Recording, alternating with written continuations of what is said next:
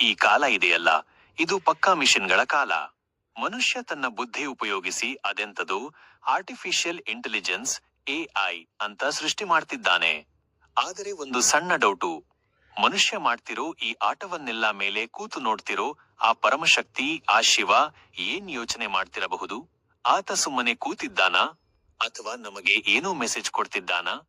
ಮನುಷ್ಯ ಏನೋ ಅಂದುಕೊಳ್ತಿದ್ದಾನೆ, ನಾನೇ ಈ ಯಂತ್ರಕ್ಕೆ ಬುದ್ಧಿ ಕೊಟ್ಟೆ ಅಂತ. ಆದರೆ ಬಾಸ್, ಅಸಲಿ ವಿಷಯ ಏನಂದ್ರೆ, ಆ ಮನುಷ್ಯನಿಗೆ ಬುದ್ಧಿ ಕೊಟ್ಟವರು ಯಾರು? ನೋಡಿ, ಜ್ಞಾನ ಅಂದ್ರೂ ಶಿವನೇ, ಚೈತನ್ಯ ಅಂದ್ರೂ ಶಿವನೇ. ನಾವು ಏನೇ ಹೊಸದು ಕಂಡು ಹಿಡಿದ್ರೂ ಅದು ಆ ದೇವರ ಶಕ್ತಿಯ ಒಂದು ಸಣ್ಣ ನೆರಳು ಅಷ್ಟೇ. ಈ ಎಐ ಅನ್ನೋದು ನಮ್ಮ ತಲೆ ಹೊರಗಿರೋ ಜ್ಞಾನ ಇರಬಹುದು, ಆದ್ರೆ ನಮ್ಮ ಒಳಗಿರೋ ಆ ಆತ್ಮಜ್ಞಾನ ಇದೆಯಲ್ಲ, ಅದು ಅಸಲಿ ಜ್ಯೋತಿ. ಈಗಿನ ಕಾಲದಲ್ಲಿ ಮನುಷ್ಯ ತಾನೇ ದೇವರು ಅನ್ನೋ ತರ ಸೃಷ್ಟಿ ಮಾಡೋಕೆ ಶುರು ಮಾಡಿದ್ದಾನೆ.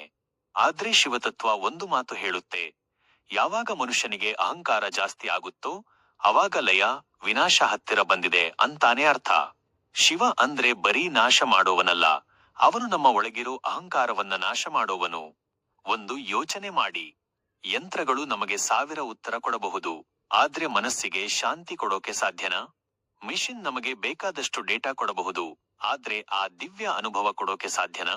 ಅವು ಲೆಕ್ಕಾಚಾರ ಹಾಕಬಹುದು, ಆದ್ರೆ ನಮ್ಮ ಕರ್ಮದ ಫಲನ ಬದಲಾಯಿಸೋಕೆ ಆಗುತ್ತಾ? ಖಂಡಿತ ಇಲ್ಲ. ಕೊನೆಯದಾಗಿ ಒಂದೇ ಮಾತು, ಇದು ಬರೀ ಯಂತ್ರಗಳ ಯುಗ ಅಲ್ಲ, ಇದು ನಮಗೆ ನಾವೇ ಕೊಟ್ಕೊಳ್ತಿರೋ ಒಂದು ದೊಡ್ಡ ಟೆಸ್ಟ್.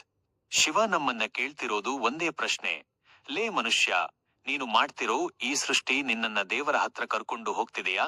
ಅಥವಾ ನಿನ್ನ ಅಹಂಕಾರವನ್ನ ಹೆಚ್ಚು ಮಾಡ್ತಿದೆಯಾ?